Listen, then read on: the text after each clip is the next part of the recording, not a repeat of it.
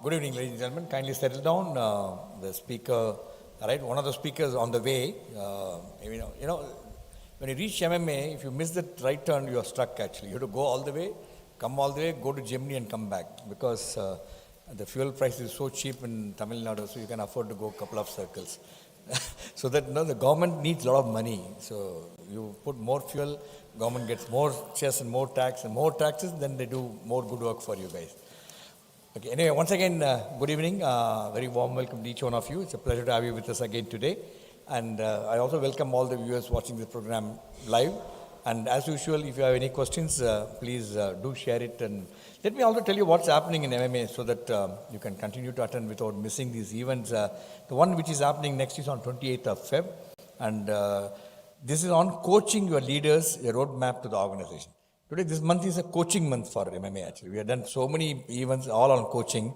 This clearly indicates how important this subject of coaching actually, how it matters to management professionals, be it individual, doctors, sports personalities, all of them, it's really, really very important actually. We have Mr. Ganesh, he's author and co-founder. Along with him, we have Ajay Soni. Ajay Soni is the Chief Learning and Officer of Head of Aditya Birla Group. So he is the one who is overseeing so many institutions under him, and Archana Edward Madhavan is a co-author, and they are the people who will be talking to us on that day. Then we also have on the 7th of March, we are doing a program jointly with the Great Lakes Institute of Management on the occasion of International Women's Day, accelerative action for women and girls, right to equality and empowerment. So there's a research work done by Great Lakes Institute of Management. They'll be sharing that input with us on to say that why equality is not really established and how. Hi, welcome, please come.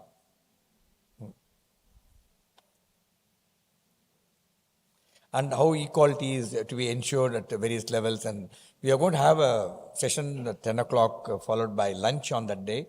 And we are also going to have a breakout session on to brainstorm how the people, women especially, taken a break and not able to come back to work, those who are qualified in STEM and how they can contribute.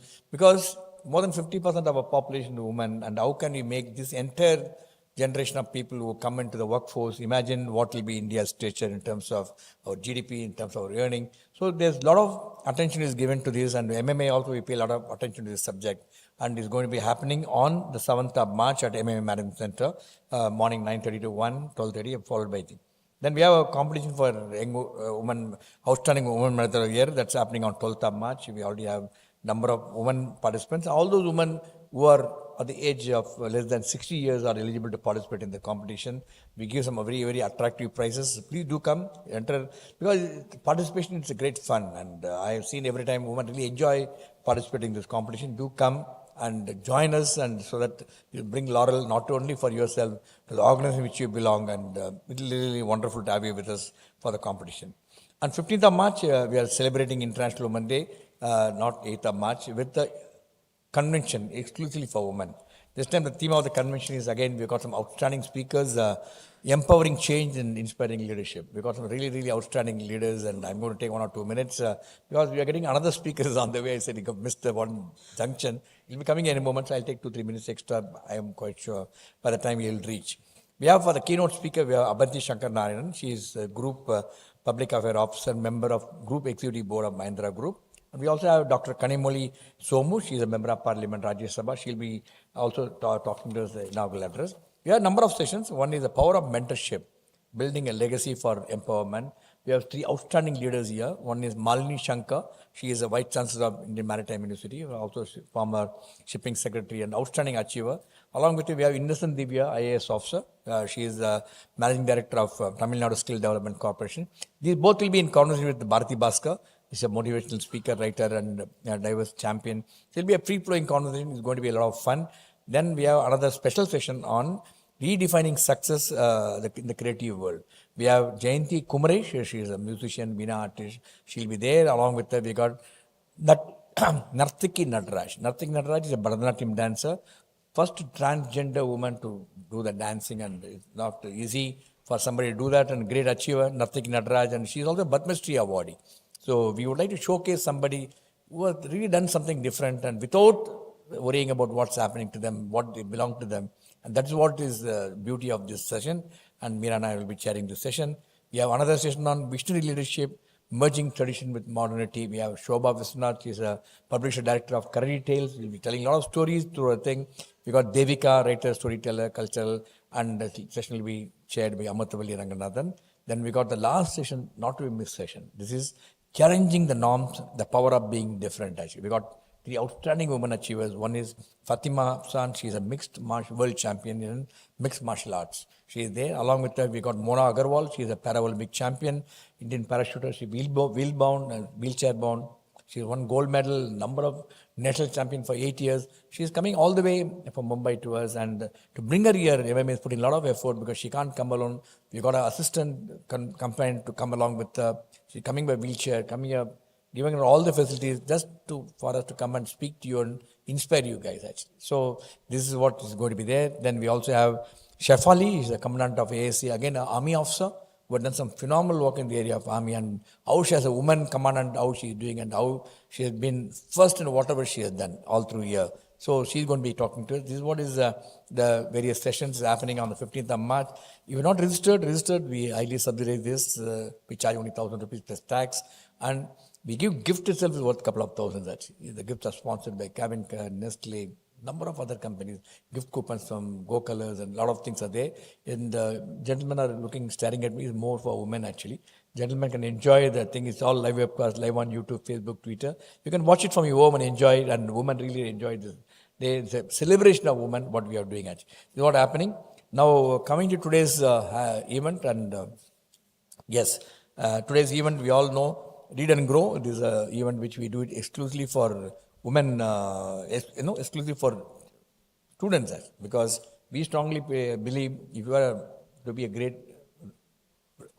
leader, you have to be a great reader. And I also read a recent book, The Power of Laziness. You set into laziness if you don't read actually. All the time you are working, you are so busy with your work, at home you are doing something, you are doing school, something you are doing work.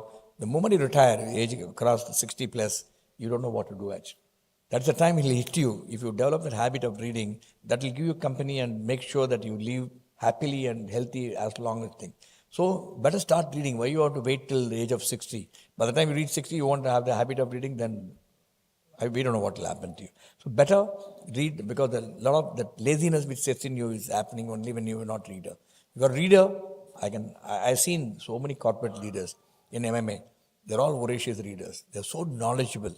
When you talk to them, I deal with them. You have to be very, very careful, because miss one word and you miss one opportunity, you tell you, no, I think you're not talking sense. So reading gives you so much of confidence to speak to the people. Okay, so this is what the thing. And today's subject is coaching for performance, the principles and practice of coaching and leadership. We have a very outstanding panel. We led by Sangeeta Shankaran Sumesh. We also have Ganesh, Balasubramanian, and Shaji, Antony. May I request Sangeeta and Ganesh to take this, Shaji to take their place on the dais, and Mr. Ganesh, I'm quite sure he'll be joining us any moment.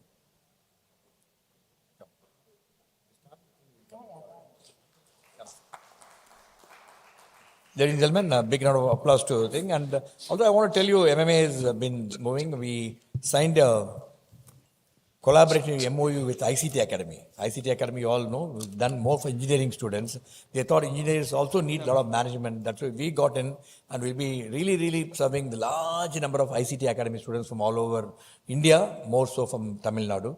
And also MMA has also got ISO 9000 certificate. Why we set ISO 9000 certificate is we also want to know how the process systems are in place, and they are checked, and they are so happy to tell us and place on record that other organizations should come and see and emulate MMA in terms of process systems. Our process systems are very good. We have paperless office and much more. I think without any further ado, let me move. I think I tried enough for Ganesh. So let me now hand it over to Sangeeta. Before that, let me have the privilege of introducing distinguished speakers for this evening. May I have the AV, please.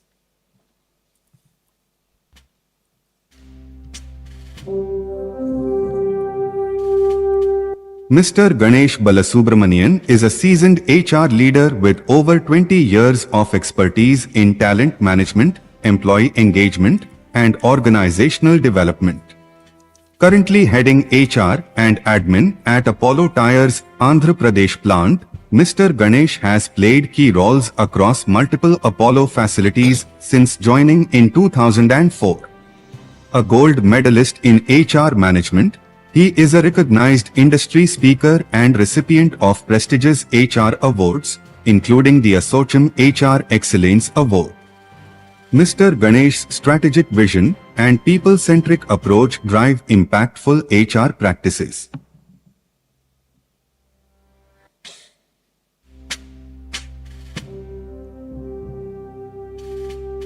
Mr. Shaji Antony is the country head of HR for India and Bangladesh at Stahl India Private Limited, a Netherlands-based MNC.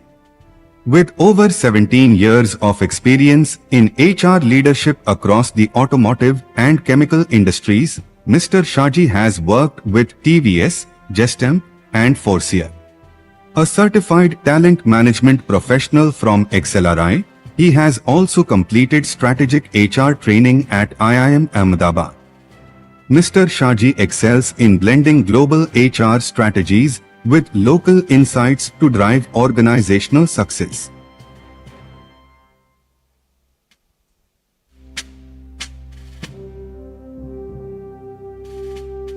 Ms. Sangeeta Shankaran Sumesh is a CFO turned business and leadership coach, speaker, and independent director on corporate boards. With 25 years of multinational experience, she empowers leaders and teams to maximize potential, performance, and profits. A chartered accountant and management accountant, Ms. Sangeeta is a PCC credentialed coach, TEDx speaker, and best-selling author of What the Finance, Get High, and Where's the Mullah? Ms. Sangeeta has also completed executive education at Harvard Business School. Ladies and gentlemen, that's the profile of very distinguished speakers for this evening. I'm quite sure you're going to have a great time, really get inspired. Over to Sangeeta to take it forward. Sangeeta.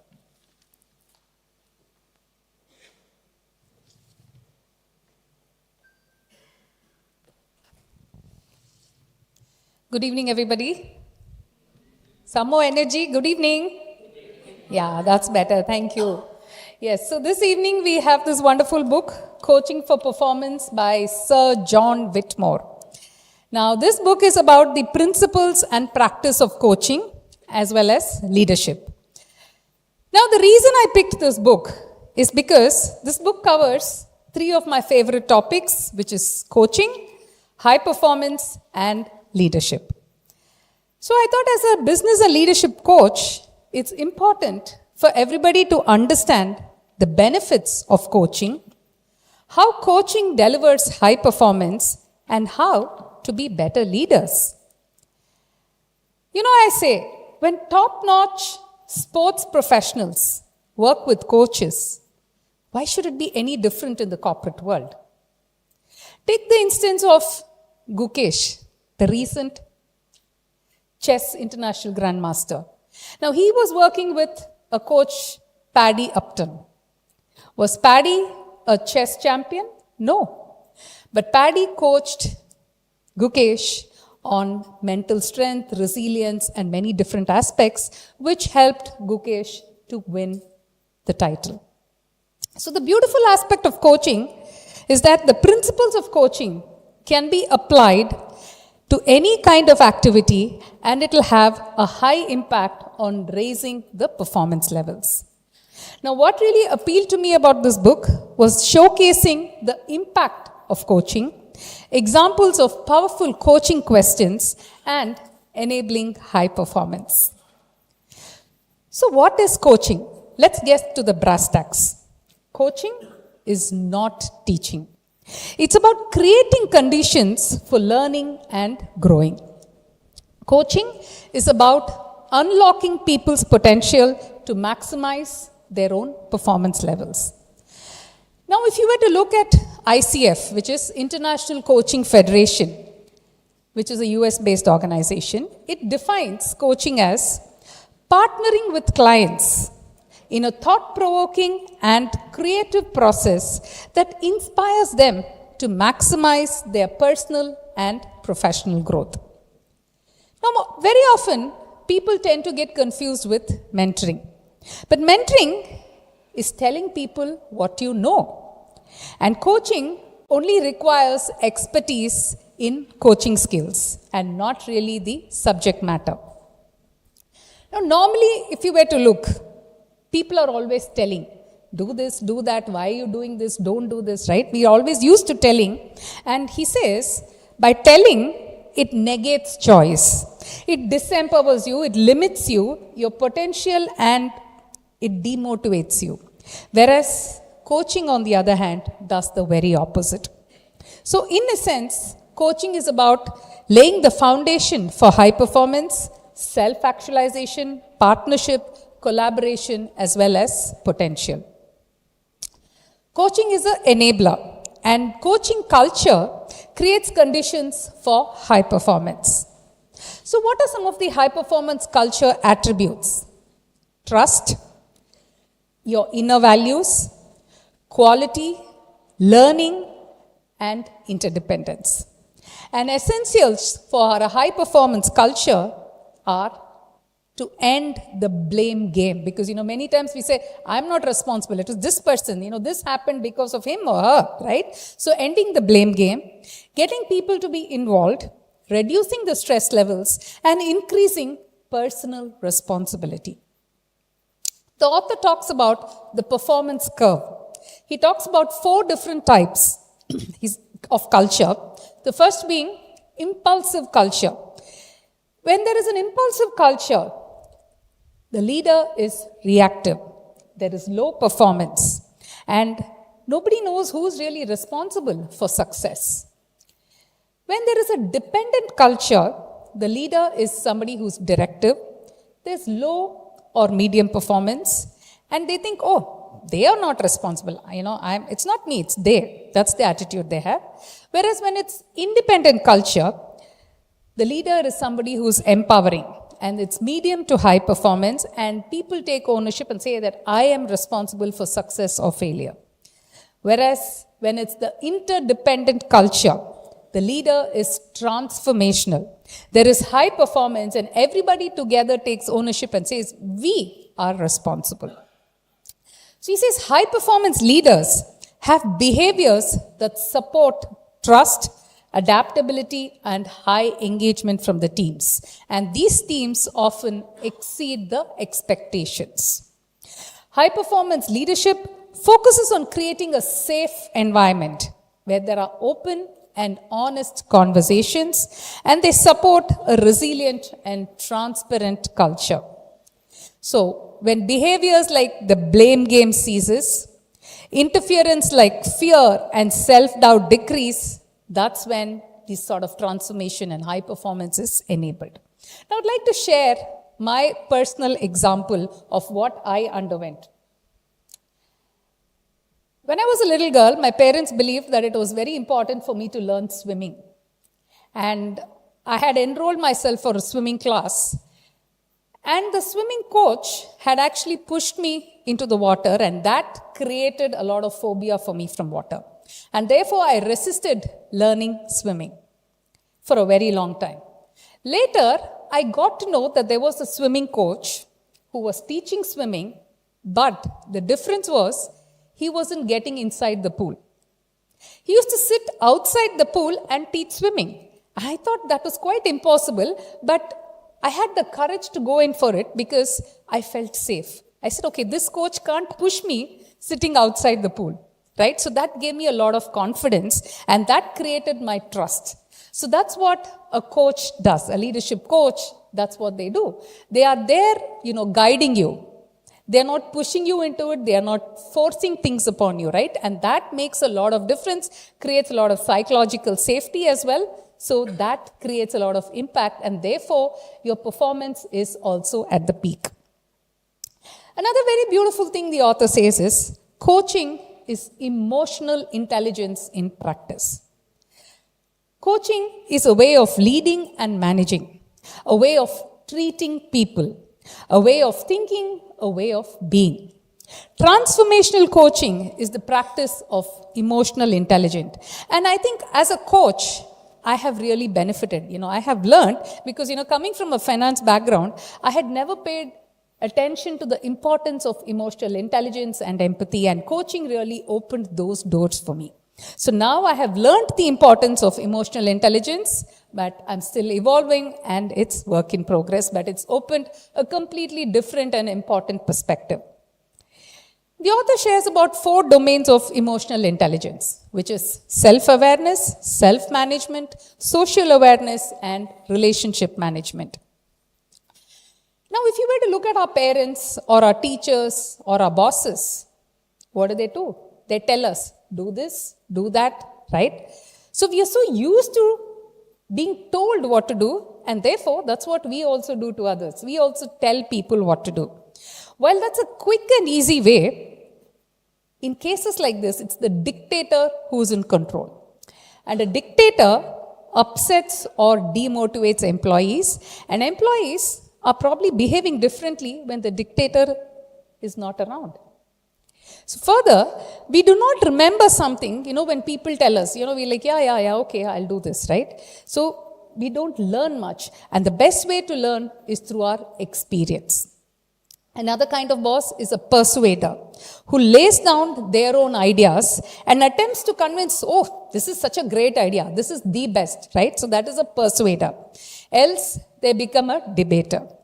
An abdicator kind of a boss is one who gives freedom of choice, but it could be risky for both people. He says, coaching is none of this. It's on a completely different plane. Because the leader listens to the answers for the coaching questions that he asks, and it's non-threatening and supportive. No behavior changes happens when the leader is absent. Normally, many leaders are very busy firefighting, and they are struggling to get the job done. They're unable to devote time, and long-term planning is probably missing, and they're not able to grow their people. So coaching is a good solution for cases like this. So when should you use coaching? The author says, when there is a time constraint, when the quality of your result matters, to maximize your learning, to get real commitment, for engagement and retention, coaching can be applied also in areas of goal setting, strategic planning, motivating and inspiring people, for teamwork, problem solving, performance management, and developing your people. Another interesting thing he says is, many times we all have our internal blocks, and that happens when there is a fear of failure, a lack of self-confidence, when there's self-doubt and self-belief. So the antidote to criticism is curiosity, and as a coach, you're always curious about different things. And a coach is non-judgmental, and there is no blame, and you can learn from your mistakes, because judgment, criticism, and correction, normally people are on the defensive. When somebody tells you, this is not good, you try to justify saying, no, this is good because whatever reasons. So fear of judgment or blame is one of the key inhibitors for collaboration and high performance. High performance comes out of high awareness and responsibility, and these are some aspects that the author has emphasized on. And he also beautifully says, a coach is not a problem solver, not a counselor, not a teacher, not an advisor, not an instructor, nor even an expert.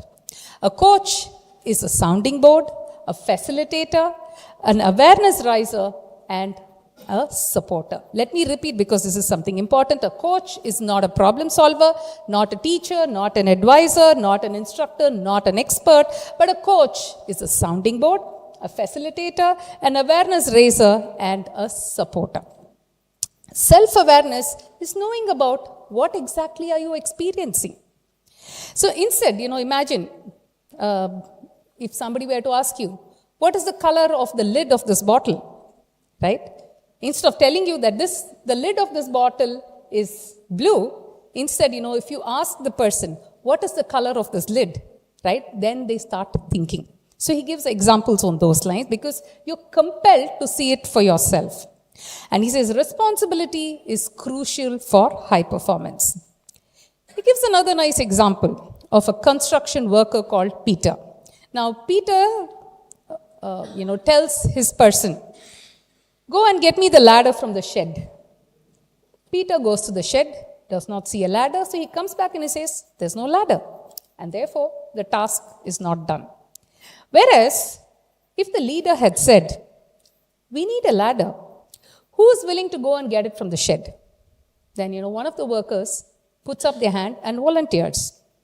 But what does he do this time? He goes to the shed, he does not find it, but he starts looking elsewhere because he feels responsible and he wants to succeed in the task that's been assigned to him. So importantly, what did the boss do differently here? Was to give him the choice, right? And that's the importance of giving the power of choice. Then he speaks about a very important and interesting aspect, which is powerful questions. Now, in any of the ball sports, it is very important that you look and, notice the ball. So what is the command that's normally given is to say, watch the ball. But do people actually watch the ball? No. Because if many people were do that, we would all have a lot better sports person amongst us. Instead, if you ask powerful questions like, are you watching the ball? Which way is the ball spinning? How far is it from the opponent? How high is it coming? This helps the cause better because it compels the player to watch the ball. So therefore, asking open-ended questions promotes awareness. Just to give you examples. What do you want to achieve? What's stopping you? What's helping you? Who could help you? What else can be done? I'll again give an example of a certain client of mine who's a managing director of a large tech company. And, I asked him one question. What's the kind of leadership legacy that you want to leave behind? And that changed his thinking pattern as well as his behavior towards his team. And that is the importance of powerful questioning, the kind of impact that it can create on people. Another area he touches upon is active listening. He says, hear what is said and what are the feelings that are being conveyed. Intuition is the best guide. Listen to the words and the tone of people. Pay attention to the body language, their energy levels, and any other emotional signals. He talks about the popular GROW model, which I'm sure many of you would have heard for. GROW is an acronym standing for goals, reality, options, and the will or way forward. So he says, what are your goals? What is the reality? What are your options? And what will you do, or what is your way forward? He gives a nice example of giving feedbacks. Now imagine you ask somebody to prepare a report for you. And the report, you're not at all happy about it.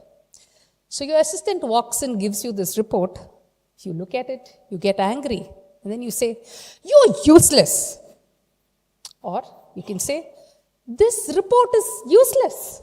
You're not personalizing, you're saying the report is useless. Or you could say, the content of the report is good, but the presentation is down market.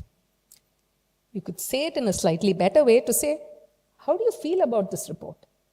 But as a coach, what you would say is, what are you most pleased about this report? What can you do differently? And by asking that, you're actually enabling the person to think, to see, how else can I make this better? So he talks about the GROW feedback framework, which asks about what has happened, what did you learn from it, and how will you use this in the future? He talks about coaching high-performance teams. He says in the present day and age, it's very difficult to get the best out of the teams because of global mobility, remote working, continuous forming and reforming of the teams, project-based, function-based, matrix-based, people are all different, spread across geographies, and complex business challenges. And he says that's where coaching plays a crucial role in helping and bringing people together and work together. Leaders have two important roles to play. One is to get things done, and second is to develop their people. This is the main role of a leader. So the practical ways of fostering coaching in a team environment, he says, Agree on ground rules. Educate communication skills and team dynamics. Agree on common goals. Fourth is to hold team discussions regularly. Fifth is to have support systems in place. And lastly, arrange structured social time together. And two more, common interest outside work and learn a skill together. Team coaching provides the space where learning, adjusting, and real-time development are possible. Now, the most important thing, what is the ROI, the return on investment on coaching? So he says, because of coaching, it helps you for improved performance and productivity, improved career development, improved relationships and engagement. And I can vouch for this because, as people grow in their ladder, there's a lot of ego, a lot of conflicts, stakeholder management. These are very common issues with which some of my clients come to me for coaching. And then you have improved job satisfaction and retention, increased motivation, better use of people as well as knowledge. People are willing to go the extra mile, great agility and adaptability, as well as inducing a high performance culture. So these are some of the ROIs. And he also talks about the qualities of leadership that are important, which are like values, vision, authenticity, agility, and alignment. Now, this particular sentence, I really liked what he says, and it's so true. He says, performance, learning, and enjoyment are inextricably intertwined. When one of these three are neglected, sooner or later, the other two will also die. So it's your performance, it's your learning, as well as your enjoyment that are important. So to conclude with my thoughts on this book, the examples of the coaching conversations that are shared in the book are very good, and I would urge you to read this to understand about the impact of coaching conversations.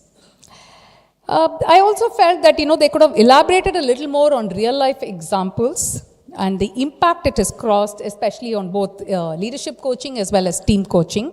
In fact, my experience of coaching a group CFO, he transformed both personally, wherein he brought about a lot of behavioral changes and became a lot more emotionally intelligent, and professionally, earlier he was just confined to the finance function because he said, I'm the CFO, I look at only the finance aspect. But after coaching, the transformation that he brought about was he started involving himself in the strategic aspects of the business. So that was a change. Regarding team coaching, I had, worked with the RPG group, and they wanted to build a high performance culture. And, the outcome was developing best practices, enhanced collaboration, and leveraging on technology. The book also stresses on the importance of working with a coach who's trained or credentialed by recognized bodies. Now, very good insight on the impact of coaching one can get, and how one can get better by using some of these techniques even in our day-to-day thing. And he says it's a great life skill. Now, not much to tell because coaching is not about telling, and therefore from a coaching perspective it also tells you how to get better. And therefore I would urge you to read this book, and enough of telling, go and read it and experience it for yourself, because it would enable you to become a better version of yourself. So that's what I had to share. Now let's listen to the panelists on what they would like to share about the book, what are their perspectives, and I also have some interesting questions to pick their brain on this book. Right?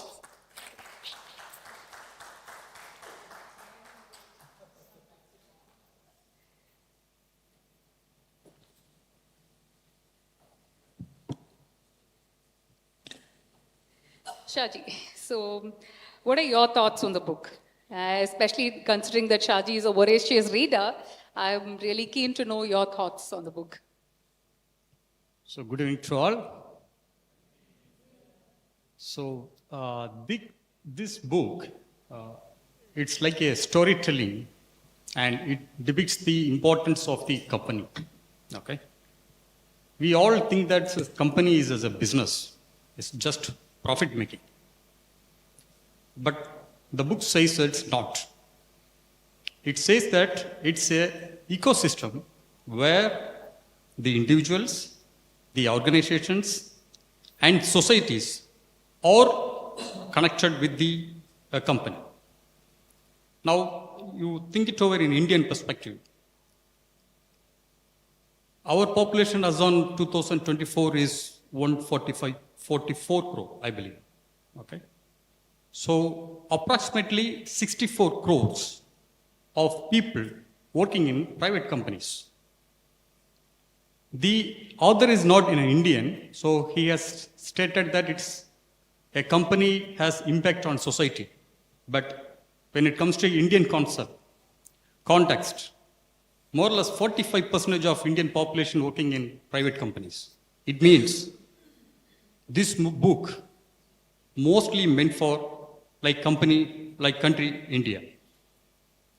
See, the second part he talks about leadership with principles. Where, in fact, out of curiosity, I was going through this is the 6th edition. 5th edition, I was going through that, just to know what is the difference between the 5th edition and 6th. In the 5th edition, he talks about leadership, culture, and again, coaching. Here, he has added one more valid point. He stated that a leadership with principles. A leadership without principles, culture is written.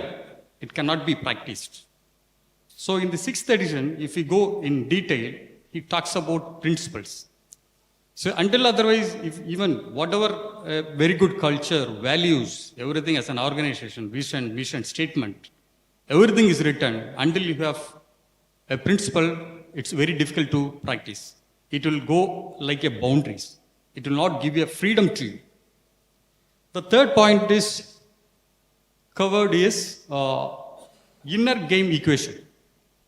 The inner game equation, he has depicted the example of sports, where your performance is improving your potentials and minimizing your interference. So here I would like to give a practical example of mine. Okay. Sangeeta has covered all the topics, but however, I would like to cover a few practicals, which I had experienced. Okay. So basically, I am a sports person, and most of these examples are from sports. From my childhood, I'm a football player. I used to play in defender, and my favorite foot is right hand side. Left hand side is very minimum I use. Okay. So I used to worry during my childhood days that very frequently every day we used to play matches. So if I try to use my left hand, I may miss the ball. It may go for goal. That is called interference. So I have played probably from my 10th age to probably till degree and PG and right now also. Till my school days, I had such fear. And I didn't use my left foot. And again comes to coaching. When I was in my bachelor degree, where I had a coach, he was pushing me to practice left foot. So through that, I was trying to use that, got it success. So that interference has gone. The fourth one is the author has talking about performance coaching. And the fifth one, he talks about principles and practice of coaching, where he correlate with Maslow's hierarchy of needs and correlating with coaching. The finally he ends up with GROW model. See, the GROW model, G stands for goal, and R stands for reality, and O for options, and W for will. And through this process, the author states that, as I said, the first example, the company is not just a business. It's individuals, groups, and society. So through this approach, he is bringing the benefits to the people, the benefits to the profit, to the company, and some ethical practice also he has inbuilt here. Through that, he is bringing a good output for the planet. So in that way, this books has a storytelling of from top to till it delivery of people, planet and profit. Great, very nicely stated, capturing the important points, and I love the example of the football that you shared. Thanks, Shaji. Ganesh, thanks. I'm so glad you made it on time. Thank you. And I'd like to hear from you, Ganesh. What do you like about the book, and are there any aspects that you didn't like much about the book? First of all, thank you for this opportunity and sorry for being late. So I'm coming from Andhra, so you can understand the difficulties in reaching here. Somehow I made it. The question is basically, if you look at this, what is that I don't like is the size of the book. Because you see, it's like it imagines gone back to my 23 years of my professional life is over. The college life, now you will see this book, operation, research, all these kind of things. It will give you some kind of a difficulty. You will see that old professor and assignments, all these kind of things. That is the most disliking part of it. The positive part of it is coaching. Many of us, including many of us sitting here, last week some guy who came to my cabin and asked, he is like asking a Pankaja Kasturi. It is a medicine for asthmatic prevention. So assign me some coach, I have some problem. So this is the mindset, most of the people, especially, I'm not discounting the engineers, unfortunately, most of the people have a feeling that when you have a coach, 90% of your problem is over. So this is the mindset they carry, like approaching the psychologist or a medicine or something, that sort of a thing. That philosophy we need to change. When I read this book, he was very, very categorically mentioning about coaching. And especially even till I don't know the big nuances of difference between mentoring and coaching. He's telling coaching is nothing but enhancing the potential of an employee by focusing on his performance. This is the first time I'm seeing. Many people will say that we have a wonderful methodology in HR. We never follow 9-box grid. Only for appraisal we used to do that. But here he is saying the potential determines the performance of the individual and provide him the right platform to utilize that potential, which will amplify his performance. You look at the title of the book itself. It is basically very, very rare book which talks about coaching linked with performance. There are n number of books talks about coaching as an organizational growth, as an individual kind of a thing. So many people don't remember the coach. P.T. Usha is very famous. But how many of us remember Nambiar who made the successful P.T. Usha? The fundamental philosophy of coaching is described in this book. I don't want to dwell into that. Grow and do deep within. Introspect yourself. In a simple format, what I understood is that it is helping an individual to help himself. It is helping an individual or employee to help himself. He is the person who is the driver. He is the person who is navigating the car. He is the person who is actually going forward. The other person is only like a rear view mirror. He is only providing the vision or the headlight where it actually shows where he needs to go. The steering is still with the individual. That is what the script summary I would like to portray here based on this book. Beautifully said, Ganesh. Very, very nice. I loved the examples. And in fact, what came to my mind was, many times when people want to lose weight, they feel by signing up in the gym, I'm going to lose weight.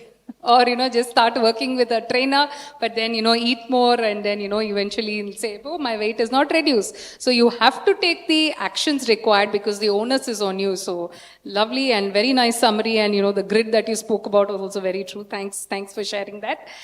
Shaji, over to you. Now, the common myth about coaching is that, if I need to work with a coach who's a domain expert, right? That's what normally people think. But in reality, and like how the author also validates, coaching is domain agnostic. So what are your thoughts and what has been your experience on this? So here, my reply would be, so coaching need not be from the domain expertise. If it is domain expertise, it is called mentoring. A mentor, for example, if I would like to be in future, I would like to become a CHRO. So I will have a mentor who is succeeded in human resource, having vast experience. Yes. But coaching is already said, it's bringing new skill within you and bringing out, for which I may have different skills. So a mentoring will give only my HR skills in out. A coaching is something different. Maybe if a mentoring takes place, he will induce whatever he knows or whatever his thought process, and some sort of a control mechanism I will have. Even if I have different thought process, he may not agree. Because the days he was 10 years before, the thought process which I produce right now may not be workable in past before 10 years. So he may not agree.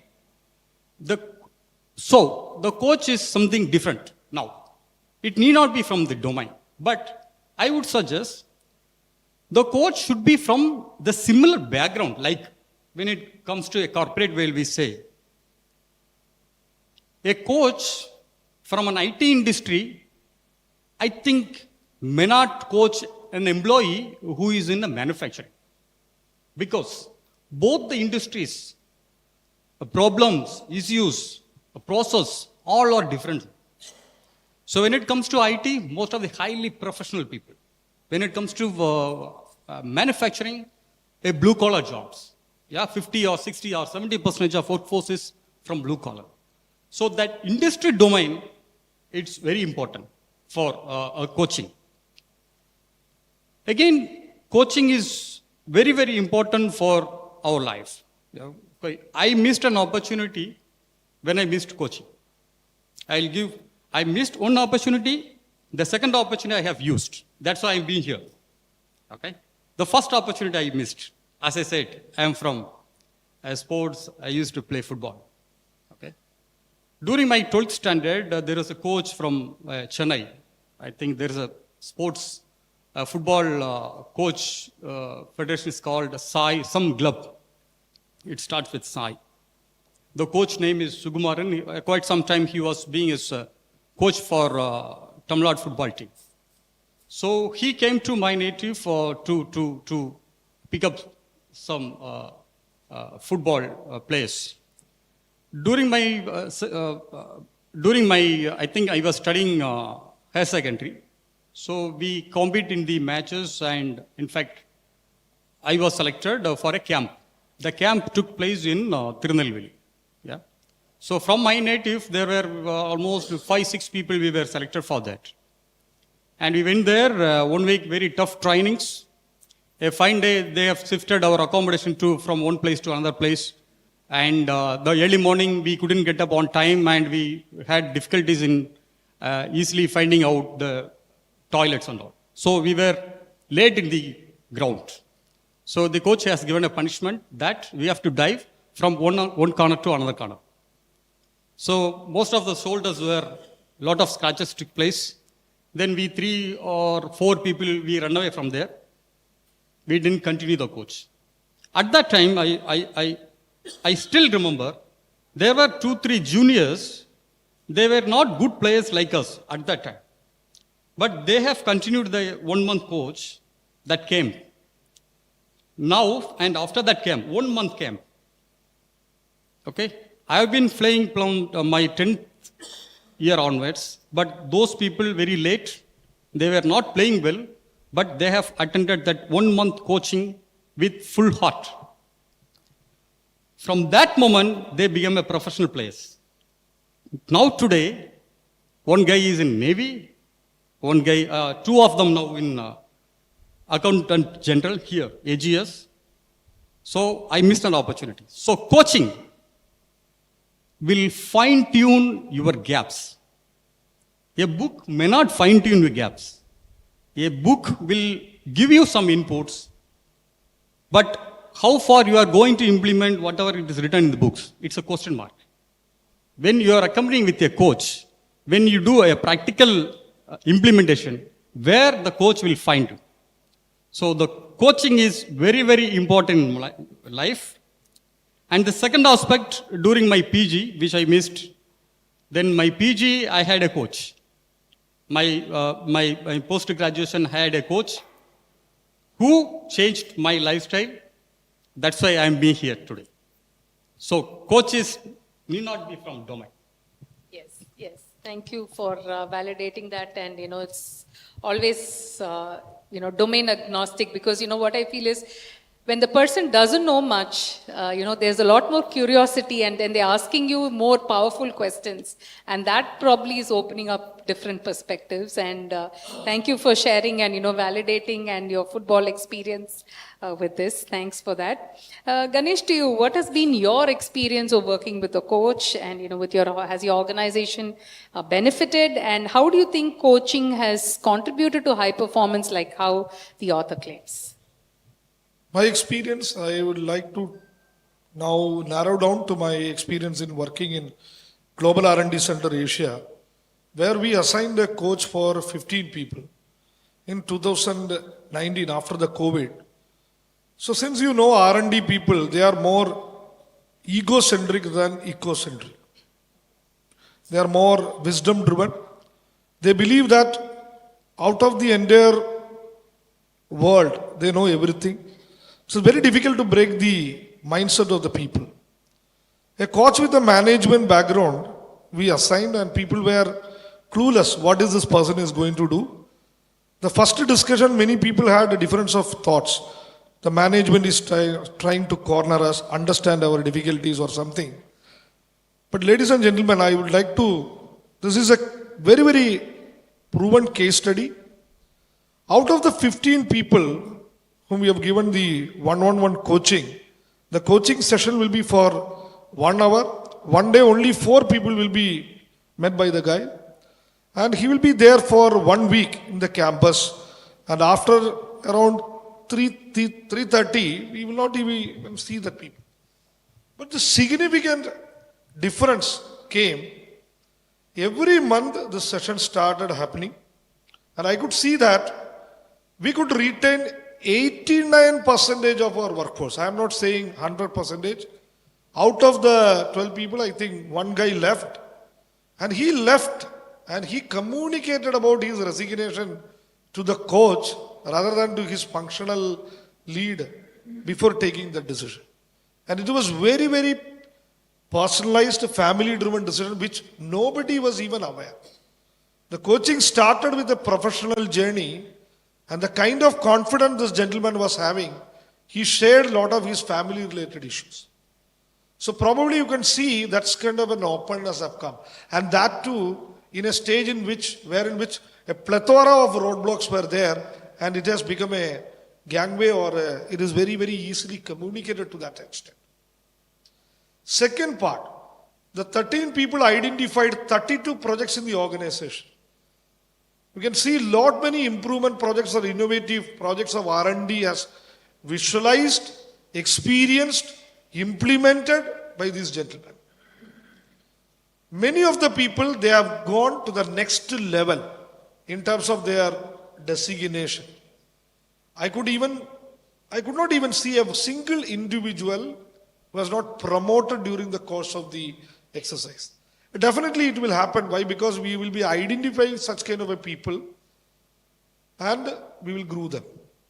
This third part, if you look at the benefit of coaching, there were a lot of people or the department dynamics, especially whenever you have a problem. The easiest way what you can do, you can see, you can implement in your company also, make a CFT, cross-functional team. Actually, it is not cross-functional team, it is confusion building team only. Because neither the chairman, neither the members, they are not aware what is that they are supposed to do. They made a CFT approach, the CFT was functioning. The CFT will be there, but the control will be with the concerned department head only. There is a beautiful word called empowerment. It only happens in dictionary. But in practical reality, the manager will not allow this person to take a decision even if he nominated that guy to the CFT. So any decision needs to be taken. He will not openly communicate in the forum. He will discuss and align with his manager, and then only he will say yes or no. This was the culture which was prevailing. We understood the reality. The coach was instrumental in identifying the issue. After 2 or 3 months of time, there is a lot amount of change has come. I'm not saying the entire team has changed, but the synergy built between the team. And especially, sorry for using, many times the issues which is happening between the people is nothing. It is a mere communication and ego. This is my last example. I was being asked to make a talk in one of the pioneering institute in the management field in India. And once my speech was over, I was invited to the dean's room.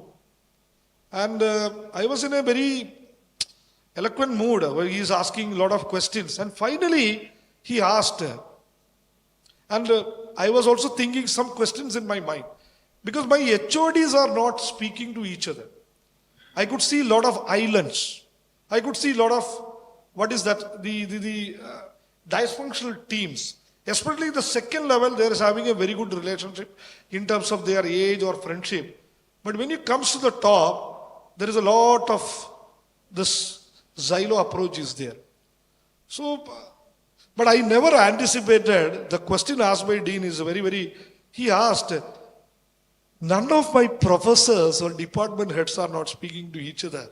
So can you elaborate your experience? How do you handle such a experience in a cultural context in a company? So ladies and gentlemen, the issues, the problems are common in nature. Whether it is industry or academia. We are all bounded by a toxic called carbon dioxide. It is not carbon dioxide. Today, jargon dioxide is very important. People are bounded by a lot of jargons.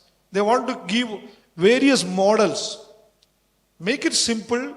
The coaching exercise will not speak about any jargons. The person is always talking about the simple example. How do you relate to your life? How do you relate to your day-to-day job? Don't think too much of thing. Think about a NASA scientist. The coaching really works there. He doesn't know what is going to happen. Maybe in 2030 or 2015, the project is going to make it happen. This guy would have retired.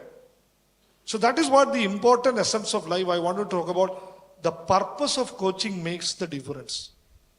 Because he never thinks that this is going to happen in 2015. Why I am working for this project? Because he is concerned about the ultimate result. If that ultimate result is communicated to the person, it worked. It really worked in my case. And the flip side of the story also I will tell you. We have assigned some people who are very notorious. We want to change their behavior, habit. But ultimately, the coach got changed to coachee style. That also happened. So there are instances which that also can. We will say in reverse mentoring, no, that can happen. Because he had a big fight with the coachee and finally he said, that sort of an experience can also come. So unless and until, if the need is not felt by the coachee, never ever do this coaching exercise just to take a employee development exercise HR has completed, the coaching mandates I have achieved. So the purpose makes the difference. Beautiful. Very, very well said, Ganesh. Thanks for sharing the real life examples. Yes, definitely that deserves a round of applause. Yes.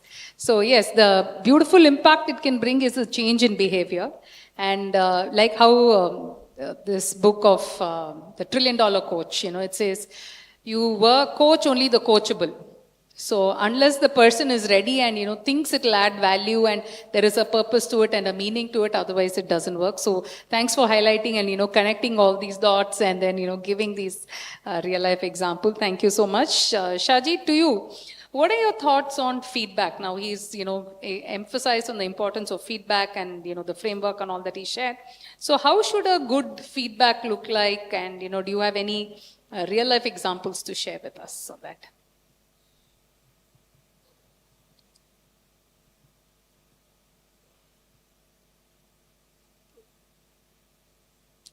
If I start from, because all my replies with my practical experience. So Yeah, you want similar thing? Yeah.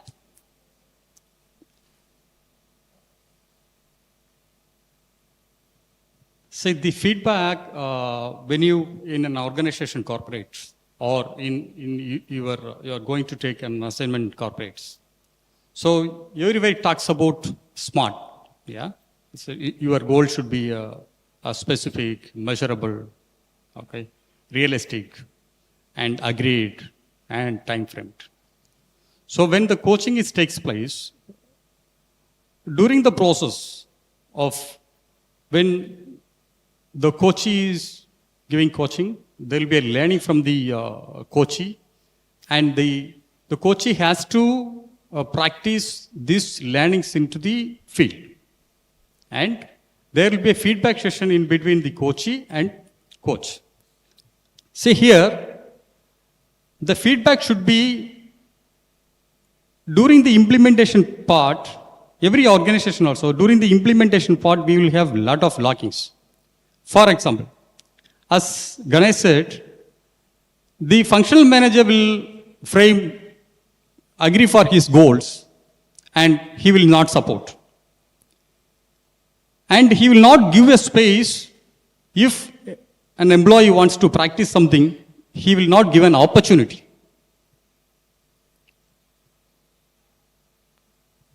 So the feedback, according to me, is the first thing is the leaders or the functional managers should be given a target of developing people. Nowadays, no companies, always they're talking about their personal achievements.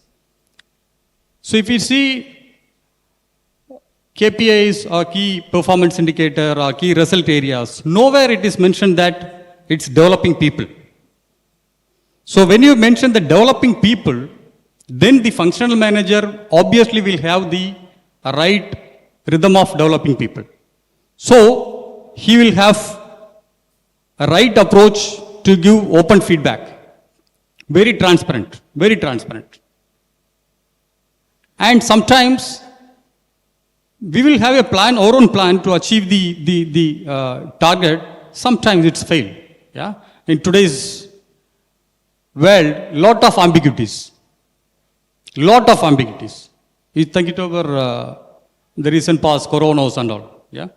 So as far as feedback concerned, the leader should have the obligation to develop the next level of people and should be very transparent in communication. Nice. The transparency part is something that is really essential. So that's very nice.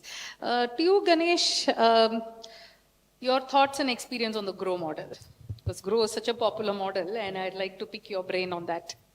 It's a very unique model and it has been talked about a lot. I would like to summarize. He is talking about the goal and the reality and options and will. Goal part, many of us fix the goal. As you rightly said, January 1st you can see a lot of people fixing the goal. And many people are wearing Apple iWatch, Fitbit, just to show that I value my health. But the reality is that 70% or 80% of the people, they are looking at the watch only to see the time. Because the moment you get into inside ECG, blood pressure, all this will create another confusion and it will again shoot up your blood pressure. So make it simple and very, very straightforward. So goal, fix a goal which is attainable in nature. So what I am trying to say is that Tim Galway, there's a famous author, he was actually talking about the coaching and he was narrating one example where the team was practicing the football. Many times the people will say, watch the ball. Watching the ball, it is a very, very difficult process. But if you convert the word, instead of saying, watch the ball, how many times the ball crossed the fence? How many times the goal passed through the goal post? If you communicate like that, the interest level, the curiosity to watch will change. So many a times when we fix the goal, weight reduction is our goal. But first take a target. I will not eat sugar. Reduce 1 kg at least 1 week. Give that minute thing, it will be interesting. Many of us definitely will be having children at home. If you try to make him study or make them according to our wish, it is very difficult. So first we need to understand their psychology, and in their manner we need to communicate, then only it will work. So that's part the reality part. Reality is what is the potential problem or the real situation which is happening. If you look at many of the training program happening in our company, communication skill, we will nominate everybody for communication skill program. But there will be some guy who will be very good at communication, he will be at a 4 level, at a 5-point rate. There will be a guy at 2 in a 5-point scale also. So that is what the common myth of training itself is changing here. If you look at the one size fit all approach is changing. Today the coaching and mentoring is emerging. Why? Because we need that personalized, that hyper personalization. How to bridge that 2 to 4, that is what is happening. To understand, we need to understand the reality. Instead of nominating him for communication skill program, identify in communication skill where he is lacking, where it is vocabulary or his accent or his confidence level. Third point, options. Many a times we identify that, before that we jump into options. And coaches are very good, they will tell you this is the medicine that you have to go, or this is the training program you should achieve.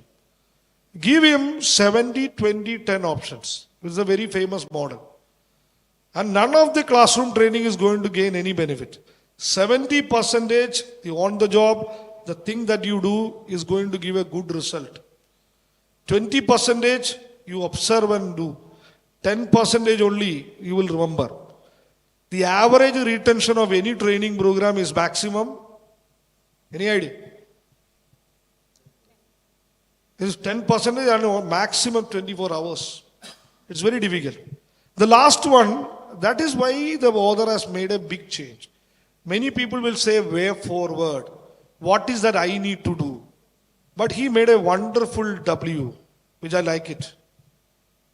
Will. That will makes everything possible. From an impossible to I am possible. So that is the wonderful thing that he talked about it. And you can say he has been talking about that model in many of the chapters. There are many other models are also there with respect to feedback on this model. But remember, G is goal, R is reality, O means option, and W makes the difference, will. Superb. Very, very nice. Thanks for summarizing that. And I really liked what you said on the reality part, and especially because, like you said, the coach deep dives and, understands what the root cause is and, brings about the necessary behavioral change. So thanks for touching upon that. So very quickly, can I ask one more question? So go to, okay. Audience questions? Okay. That is why I was asking. Okay. Shaji, this question is for you. It says, in a global organization like Stahl, how do you adopt coaching methodologies to align with diverse cultures and leadership styles across different regions? It's asked by Inia from Trichy. The coaching culture at Stahl, okay. The first thing is we have done a customized program, okay. First, we wanted to give a particular learnings to our employees, and it's on last year. It's on leadership, okay. So we did a customized training for our company, and where it was a 6 days program. And the entire 6 days program, it's not all together. 2 days and three sessions, 3 pieces we had. So entire 6 days program, our MD and our chief finance officers, they were part of that. And before the training itself, we made it very clear. Why? Because after this training, our objective was to coach the employees, the participants, to grow whatever the simulations or whatever the findings we have, whatever the learnings we have, the learnings which we are going to implement it. While implementing, the top management support is very, very important. Otherwise, we cannot that. So we did this training for purely on example Salesforce, where we have identified a new market where we can force, a new product portfolio where we can go. So where during this training program, the employees itself, the participant itself, they have identified strategic way of working. Then in front of the MD and CFO, we had simulations. Some of the projects, when the participant recommended, the MD said, no, this is as per our global norms, we cannot do this particular chemical which is forbidden. Yeah? And CFO sometimes says that no, if we use all our equipments, our 20% of operation capacity we have, if we use all this 20% of operation capacity and with this less margin, we cannot. So we had lot of simulations, and everywhere MD's point and CFO's point we have taken into account, and finally we have concluded we had almost 6 teams. For 6 teams, we have given a strategic program where the MD and CFO, most of them agreed. And thereafter, we have prepared a blueprint where the trainer had a periodical review once in a month, which was in teams. And believe me, that moment in our company, Stahl, we have decided, going forward, no more mere just classroom sessions. Purely customized, coaching-based training only will entertain. So this is my experience in Stahl. Wonderful. Thanks for sharing that and the impact that the coaching has brought about. Thank you. Ganesh, this question is specifically for you from Rahul from Chennai. He says, as someone who has grown within the organization from a trainee to a leadership role, what coaching strategies helped you navigate the journey? And what advice do you give young professionals to apply? To be very frank, I didn't get any big coaching. I was in a river where it was a simple flow. But I do have lot many mental resignations. Sometimes life will not give whatever that we aim for. The organization also, sometimes you expect something. That time, there will be a person whom you can actually get support. So he will understand, like Hanuman. We don't know our skill, no? Somebody will appreciate and then you will grow like big guy. So, in my entire journey, many people asked me, 23 years in HR in one organization, you have any psychological issue? Last week I was addressing in a Coimbatore chapter, one of the new generation college student asked, how do you make it? Then I said, I too have mental resignations. Many times I plan to resign. But Monday morning will give some sort of a motivation for me to, I think, eradicate all those things and move forward. So leave alone, the advice that I would like to do is that, see, there will be a lot of challenges will come. Identify somebody who can seek and get support from within the organization and outside the organization. It is not a mentorship. It can be a coach or whatever name that you can qualify, or these are very, very new generation words which has come. Earlier, if you look at, there was no such kind of a terminology was there. But the fundamental philosophy that you need to do, like Arjuna, you need to do Sashtanga Namaskaram to that particular individual. You should not never think that I am a guy who is having gold medalist in human resource management. I am from such and such institute. I am from this aristocratic family. I am working with this organization. If you bow down, the Kavaja Kundalas that you are having, the designation, the hierarchy, the CTC, the number of span of control people whom we are reporting, to an individual who can be a superior, who can be a person from another department, who can be another thing. So instead of relying on a coach, copy the role model behaviors. It can be from a peon, it can be a security guy who is standing in the gate. And relate yourself. I think that will give many fruitful benefits. Of course, it is needed. It will come to a certain stage which it will not allow you to particularly grow. That time you seek a honest feedback. But don't ask the coach. I got a fantastic Harrison assessment report. With a lot of joy, I took it. They have given me strength, weakness. And I said, I spent around 10,000 rupees for getting this report. With a newborn baby, with a lot of enthusiasm, I told my wife, this is the book. And you see, she, within one sentence, she killed the entire enthusiasm. You spend 10,000 rupees to understand the weakness which is written in the report. You should have asked me. This is what I was been telling for a long time. After that, I started asking my son about my behavior, the feedback I used to collect. Genuinely, I'm saying. Recently, 2 years back only, I started because of the Harrison assessment report. So take feedback from the people, not from the coach itself. Definitely, coach will guide you with that feedback. He will suggest which method or which route you can go. But ultimately, I said, I am from a mobility industry, you have to drive. And whenever you are driving, ensure that you are driving a car which is fitted by Apollo Tyres. Good brand management there. Very, very nice. I love the part about what your wife says. The wife is like Google. Wife always knows everything. It's a very interesting question. Shaji, this is for you. It says, with AI and digital transformation reshaping HR practices, how do you see the role of coaching evolving in future workplace? Can AI be your coach?